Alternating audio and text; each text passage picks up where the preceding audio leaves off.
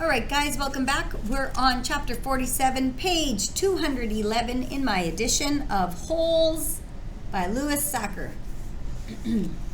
Let's see what happens. Maybe we'll figure out who this woman is. Maybe we'll also figure out what's actually in the suitcase that the boys found. And maybe somehow the boys will get out of the hole or out of the situation that they're in. Let's see. The sun was up, and Stanley's heart was still beating. There were 8 lizards in the hole with him. Each one had exactly 11 yellow spots. The warden had dark circles under her eyes from lack of sleep, and lines across her forehead and face which seemed exaggerated in the stark morning light. Her skin looked blotchy. "Satan," said Zero. Stanley looked at him, unsure if Zero had even spoken, or if he'd just imagined it. "Why don't you go see if you can take the suitcase from Zero?" the warden suggested. "Yeah, right," said Mr. Sir. "The lizards obviously aren't hungry," said the warden. "Then you go get the suitcase," said Mr. Sir. They waited. "Satanly," said Zero.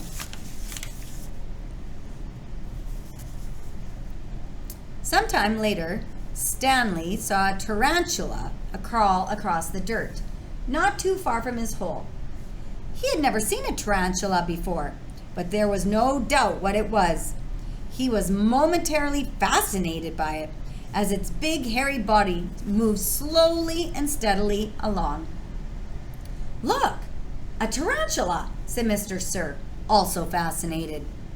"I've never seen one," said the warden, "except in—" Stanley suddenly felt a sharp sting on the side of his neck.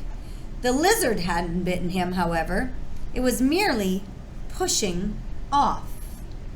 It leapt off Stanley's neck and pounced on the tarantula. The last Stanley saw of it was one hairy leg sticking out of the lizard's mouth.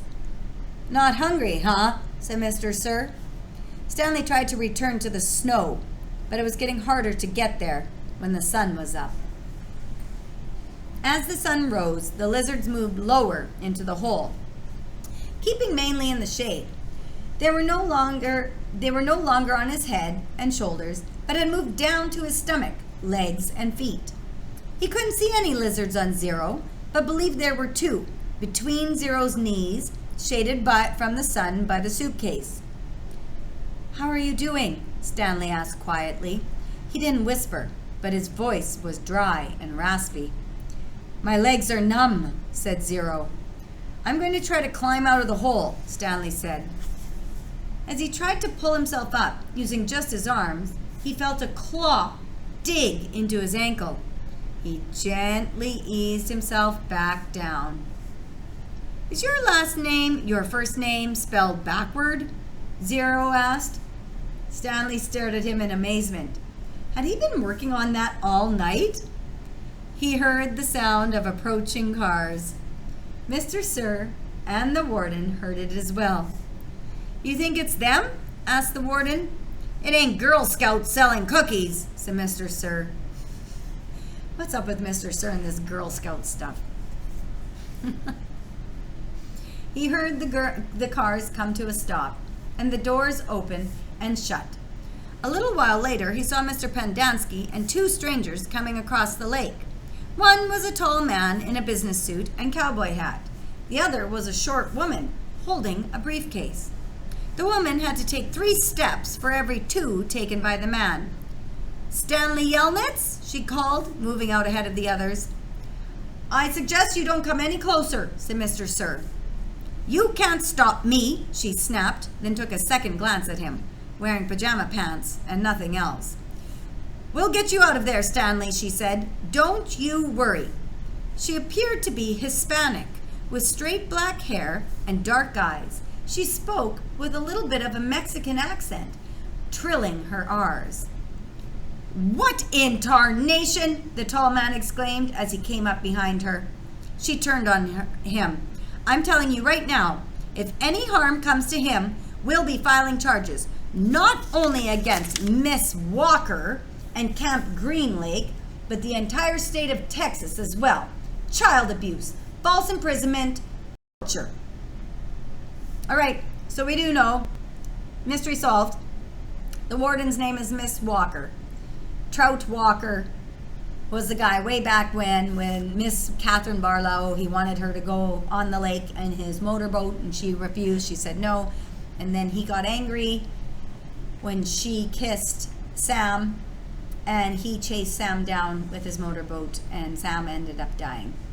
And it was Trout Walker and his wife, Laura, or whatever her name was, who found Kate Barlow and held her captive, trying to find where her treasure was. And then Kate was killed by a lizard. And so they've been digging for her treasure ever since. And so the warden is definitely their child. She remembers as a kid having to dig holes even on Christmas. And this tells us her last name is also Walker, to go along with her dad's last name. The man was more than a head taller than she, and was able to look directly over her as he spoke to the warden. How long have they been in there? All night, as you can see by the way we're dressed. They snuck into my cabin while I was asleep and stole my suitcase. I chased after them, and they ran out here and fell into the lizard's nest. I don't know what they were thinking. That's not true, Stanley said. Stanley, as your attorney, I advise you not to say anything, said the woman, until you and I have had a chance to talk in private. Stanley wondered why the warden lied about the suitcase. He wondered who it legally belonged to. That was one thing he wanted to ask his lawyer, if she really was his lawyer. It's a miracle they're still alive, said the tall man. Yes, it is, the warden agreed, with just a trace of disappointment in her voice. And they better come out of this alive, Stanley's lawyer warned. This wouldn't have happened if you released him to me yesterday. It wouldn't have happened if he wasn't a thief, said the warden. I told him he would be set free today, and I guess he decided he tried to take some of my valuables with him. He's been delirious for the last week. Why didn't you release him when she came to you yesterday? The tall man asked. She didn't have proper authorization, said the warden. I had a court order. It was not authenticated, the warden said. Authenticated? It was signed by the judge who sentenced him. I needed authentication from the Attorney General, said the warden. How do I know it's legitimate?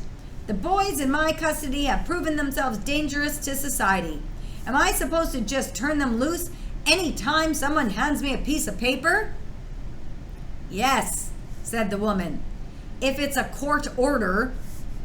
Stanley has been hospitalized for the last few days, the warden explained.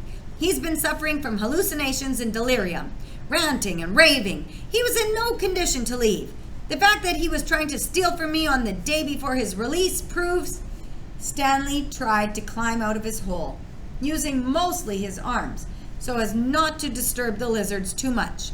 As he pulled himself upwards, the lizards moved downwards, keeping out of the sun's direct rays. He swung his legs up and over, and the last of the lizards hopped off. Thank God! Exclaimed the warden. She started toward him, then stopped. A lizard crawled out of his pocket and down his leg. Stanley was overcome by a rush of dizziness and almost fell over. He steadied himself, then reached down, took hold of Zero's arm, and helped him slowly to his feet. Zero still held the suitcase. The lizards, which had been hiding under it, scurried quickly into the hole. Stanley and Zero staggered away. The warden rushed to them. She hugged Zero. Thank God you're alive, she said, as she tried to take the suitcase from him. He jerked it free. It belongs to Stanley, he said. Don't cause any more trouble, the warden warned. You stole it from my cabin, and you've been caught red-handed. If I press charges, Stanley might have to return to prison. Now I'm willing, in view of all the circumstances, to... It's got his name on it, said Zero. Stanley's lawyer pushed past the tall man to have a look. See? Zero shoulder. Stanley Yelnats. Stanley looked too. There, in big black letters, was Stanley Yelnats. The tall man looked over the heads of the others at the name on the suitcase. You say he stole it from your cabin? The warden stared at it in disbelief. That's It's She couldn't even say it. So what did Stanley find? He found his great-grandfather's suitcase. Stanley Yelnats. So, yeah, the warden can try to make up her story about him. It's not going to work. It says Stanley's name on it. They're going to believe that it's his. That's why earlier on in this chapter, we could see at the beginning of this chapter, Zero was saying stuff like Satan. I thought he was talking about the warden at that time, but then he goes on and says Satanly. He was looking at the letters on the suitcase and trying to sound them out in his mind to read them.